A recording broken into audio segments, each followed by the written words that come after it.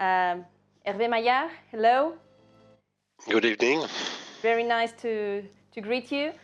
First of all, I would like to introduce your broad and rich experience for the general public. So, Hervé Maillart, he is head coordinator of French nuclear sector. Since March 2018, he has been director of nuclear coordination in direct contact with the chairman of the French nuclear sector for the National Council of Industry.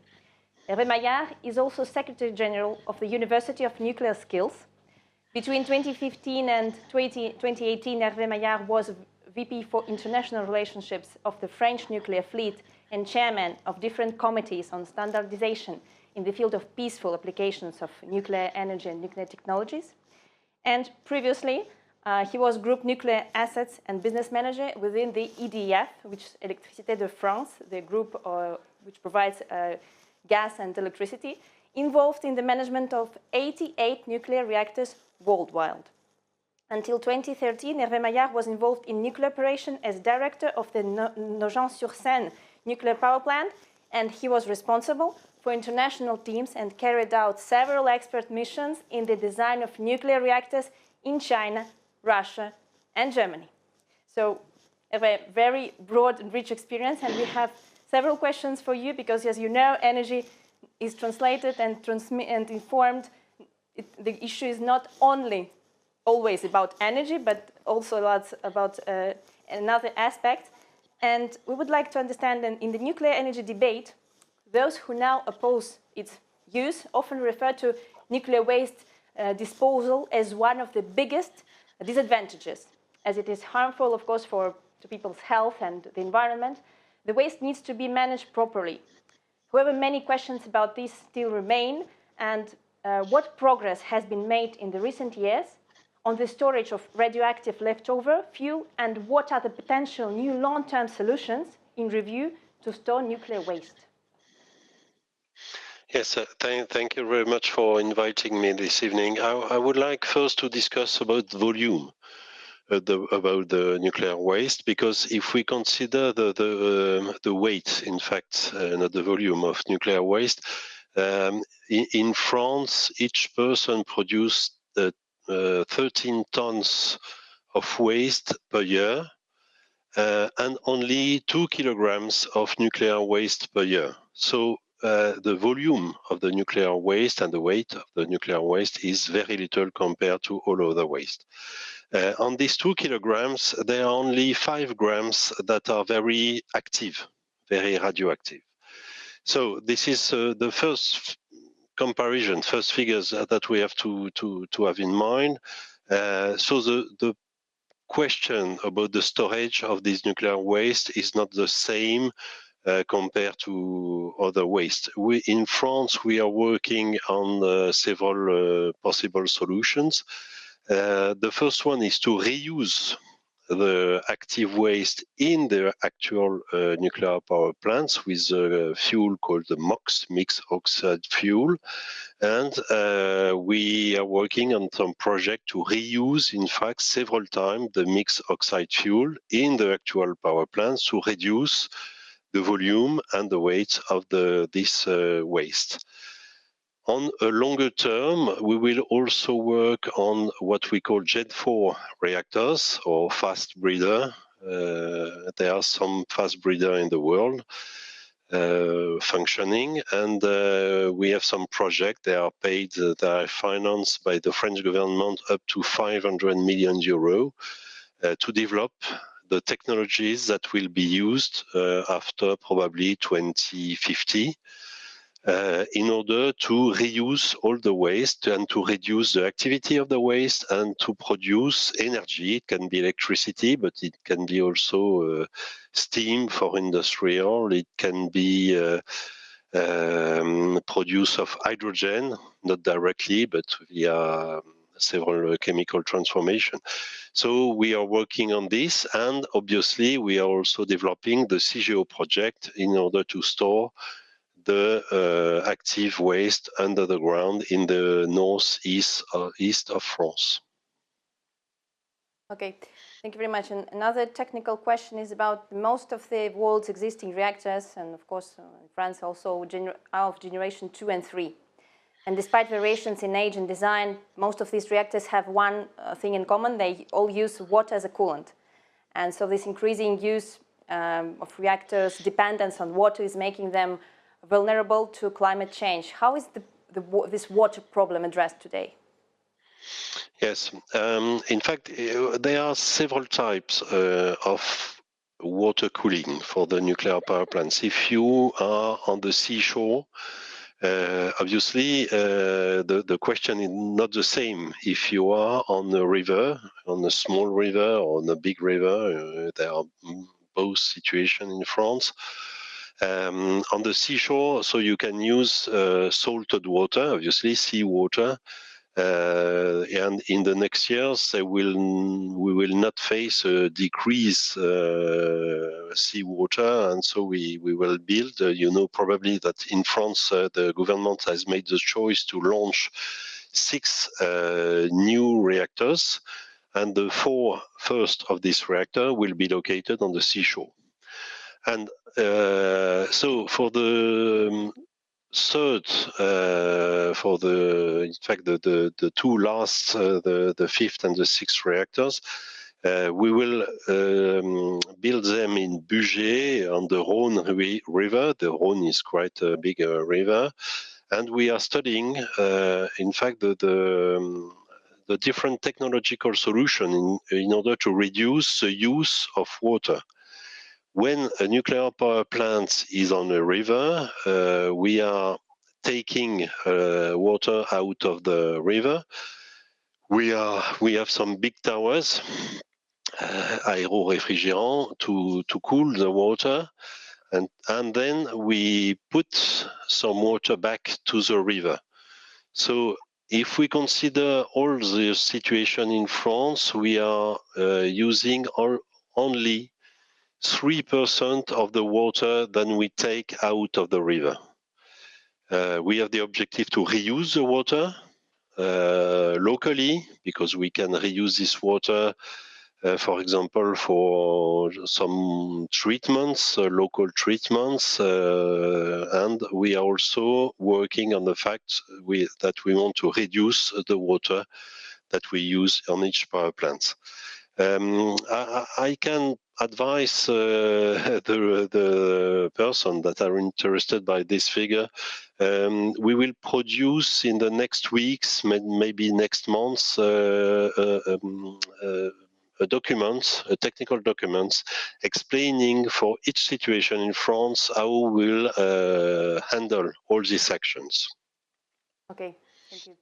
There is also broadly supported opinion that nuclear large reactors are inflexible, and this can cause grid congestion, the opposite of what is needed to accommodate right now large proportions of wind and solar power in European model flexible grid system. What is the room of flexibility of these modern large reactors? Yeah. In France, there are different technologies, and the situation is different in each country, because some countries have a lot of wind and a lot of windmills or solar panels. In France, we are working with the flexibility of the nuclear energy since the beginning, in fact, of the nuclear fleet, and so our reactors are able to change the power production, very quickly and very rapidly to be adapted to the renewable energy. And we have to say that in the next years and in the next decades, we will have to decarbonize the economy. France and most countries in the world have chosen to have a global carbon neutrality in 2050, some countries in 2060. And to be carbon neutral in 2060, we have to decarbonize, obviously, the cars with electric cars and houses with better isolation for the houses. But we have also to decarbonize the industry. And we cannot imagine, for example, steel production, glass production, or chips, electronic chips production, and they cannot stop their production when there is no wind or no solar. So we need basis production in each country. It can vary on the country, on the situation of the country, but we need what is called basic production, base load production. And for the best decarbonized base load production for the moment is nuclear, whatever the country in the world is. And I will advise you also to look at the conclusion of the COP. I was at the COP at the beginning of last December, and the COP has recognized that the nuclear energy is one of the solutions, in fact, to decarbonize the economy in each country in the world. And some countries, in fact 22, have signed an agreement saying that we have to develop the nuclear energy in the world, about the tripling of the nuclear energy produced globally in the world. So I accept and I understand the question about the possibilities that we can produce electricity with wind. I know that in Spain you have a lot of solar farms, but the question, in my opinion, is really for the industry, because the industry needs a lot of electricity. If we want to decarbonize a steel factory, it uses really a lot of energy, for the moment coal or gas, and we have to decarbonize with electricity. For the moment, it can be only done with high production, electricity production, like nuclear power plants. Yes, this is absolutely very interesting that you say that after this COP conclusions, but even before, with all these Franco-German discussions all this year, of course, this is like a renaissance of nuclear, but not of the nuclear industry, of the interest for the nuclear energy. And also one of the questions of the general public, and also pretty much in the media, at what stage in the is the development of the new small medium reactors, and what advantages do they represent as a really an innovative reactor in this sector? Yeah, it's a very good question. Yes, there are different types of reactors for the moment. A lot of countries, a lot of industrials are very interested about small and modular reactors. We will, in the future, we will need both, because a big reactor like we will build in France can produce 1,600 megawatt on 1 kilometer square. So, and it will produce electricity. And for some use, for example, for some industrial use, there are some needs about the production of local steam or local heating. And so this local use can be provided by small and modular reactors. In France, so the government is financing the development of those small and modular reactors. And we will work in the future about the use of that we can do with these reactors, like, for example, producing hydrogen, producing local heating for industrials, also recycling the fuel, as I said before, the nuclear fuel. And so this reactor will be with a power of, let's say, 1, maybe 10, less than 100 megawatt compared to the 1,600 megawatts for the big reactors. But they will be installed locally, near the industrials, near the cities, for example, if we need to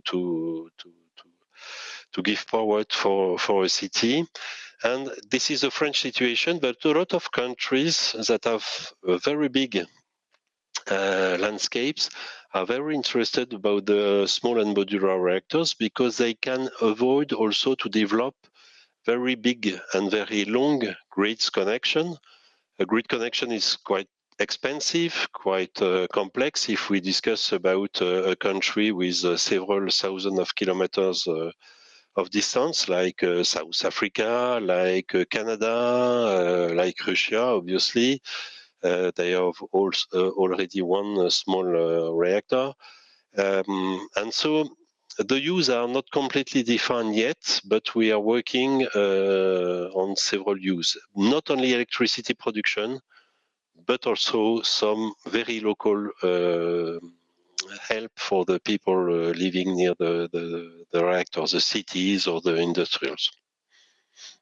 These are already competitive, so they are all still require innovation and progress. They still need innovation. This is a very interesting question to work about their needs. For example, with new steels to sustain, to resist to molten salt, or to new pumps, new technologies. And in fact, the competitiveness of those reactors are due to the fabrication, because when we are discussing about large reactors, we will build maybe one per year, or maybe a little bit more than one per year. If we discuss about the standardization for the small and modular reactors, we intend to produce maybe 10 or reactors per year. So there is a scale effect. This is the first effect. And we will also standardize the components, and we have the intention to use off-the-shelf components as far as it is possible, because in the nuclear power plants we are not obliged to use only nuclear-graded components for some functions. For some parts of the power plants, we can use some off-the-shelf components, and so we will reduce the price. So we have the objective to have exactly the same price for the electricity for these small and modular reactors, for the new art project, for example, in France. But if we are discussing about the direct use of the energy not going through electricity, the ratio, the efficiency of this reactor will be higher, because for some technical people that are listening to this interview, on the secondary part, when you use a turbine, we lose 50-60% of the energy to produce electricity with a turbine and a generator. If we use directly the heat from the nuclear part, the efficiency is far better. Okay, and probably last question on the innovation. Also, many publications about the reactors of the generation 4, and it seems that they are more efficient. Is it true? Can you elaborate a little bit about it? Yes, the generation 4, I will not say more efficient. They can reuse the fuel, the used fuel of the nuclear power plants. That is a very big advantage. And as they can recycle the fuel for the existing plant, they will have a very long long life for the fuel. So they reduce the mining impact. As far as we can reduce the footprint of any energy of any industry in the world, it's a good situation. So some of the small and modular reactors I was talking about are Gen 4 reactors. And we will see in the next decades how they are more efficient, or how these reactors, Gen 4 reactors, can be introduced in an European electricity system, French electricity system, or the world electricity system. But I will not say they are more efficient. They are more efficient on the fuel. This is true. But there are for the moment, no reactor in the world that are functioning on this recycling capability. For the moment, the fast breeder, the Gen 4 reactors that are working in the world are working like the other reactor, Gen 3 reactors. Okay, I would like to just come back to the point that you raised, and I think very important, on the needs of decarbonization, to decarbonize energy-intensive industries. And it's true that several ministers of EU countries like France or Hungary, are warning that without a radical increase in nuclear capacities, the competitiveness of the EU cannot be improved, and the energy security cannot be guaranteed, and climate goals cannot be achieved. So what are the main factors that will determine nuclear capacity competitiveness in mid and long term? Yeah.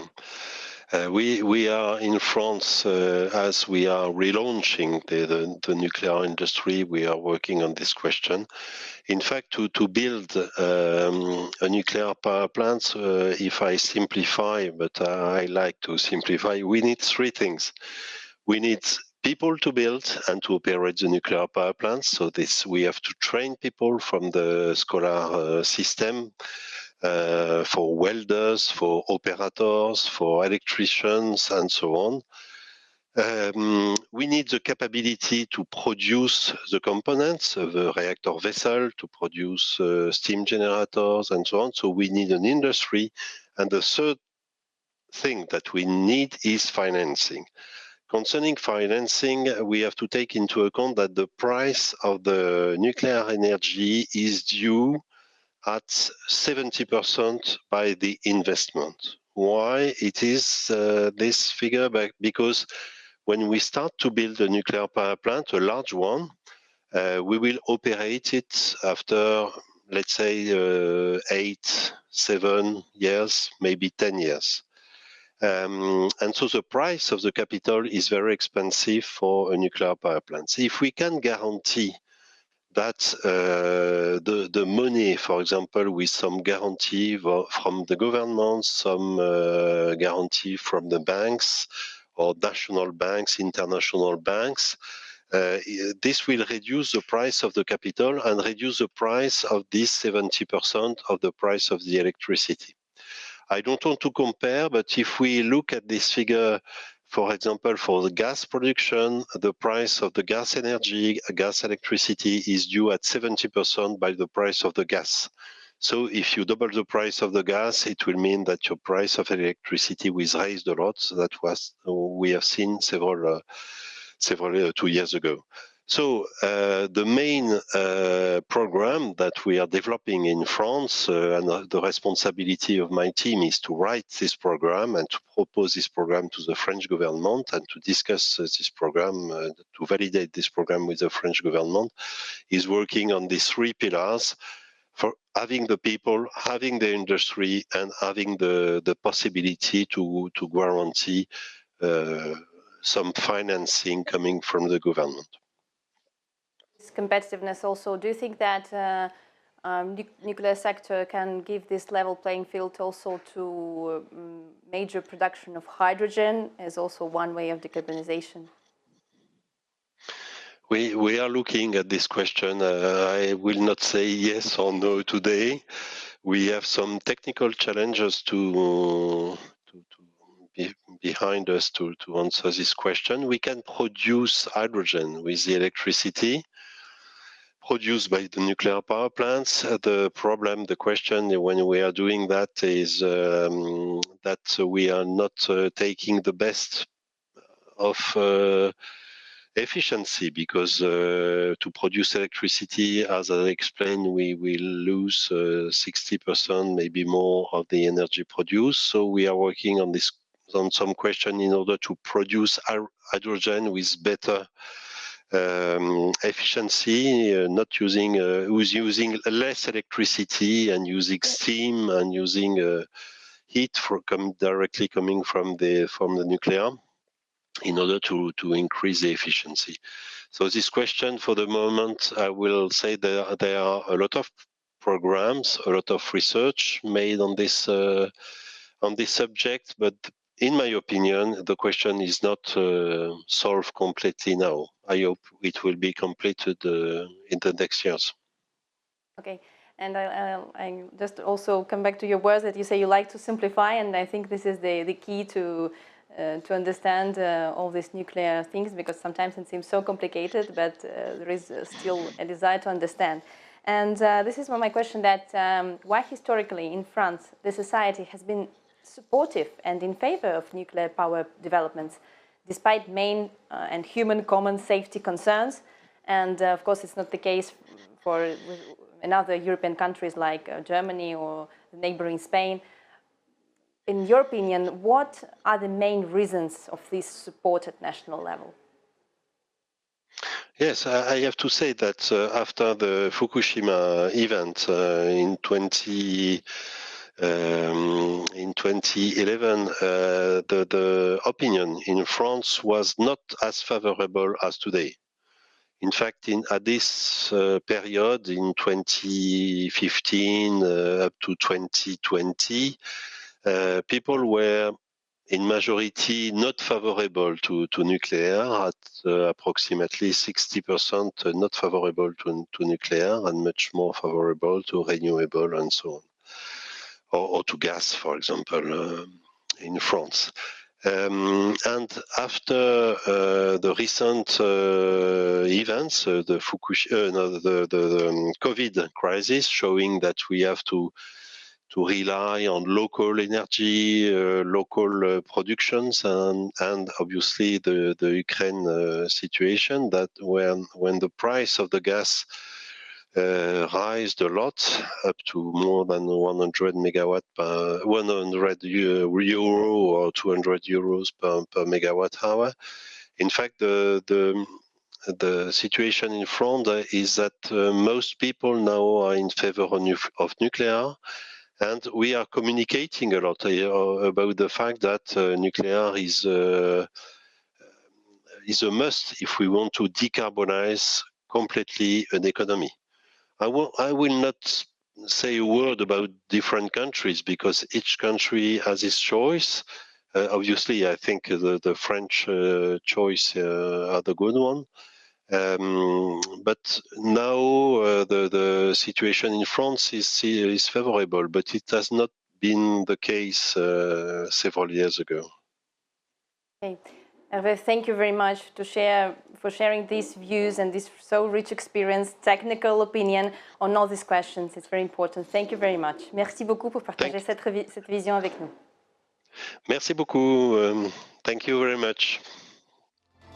Esto fue la conexión con Hervé Maillart, Head Coordinator of French Nuclear Sector. Hemos hablado de temas técnicos. Si queréis escuchar luego, os invito porque ofrece una visión única y también sobre la perspectiva francesa del desarrollo nuclear, de esta energía nuclear y la importancia en la descarbonización y en la seguridad de suministro para Europa. Bueno, el tema de energía nuclear es interesante e importante para la sociedad. Y si hemos conseguido transmitirles conocimiento para que podáis sacar vuestras propias conclusiones y a lo mejor algo de pasión por los temas energéticos, estaríamos más que satisfechos con este resultado. Podéis compartir con nosotros sus preguntas o dudas en los comentarios debajo del vídeo y os contestaremos en las siguientes emisiones. Os deseo muy buena energía y hasta pronto.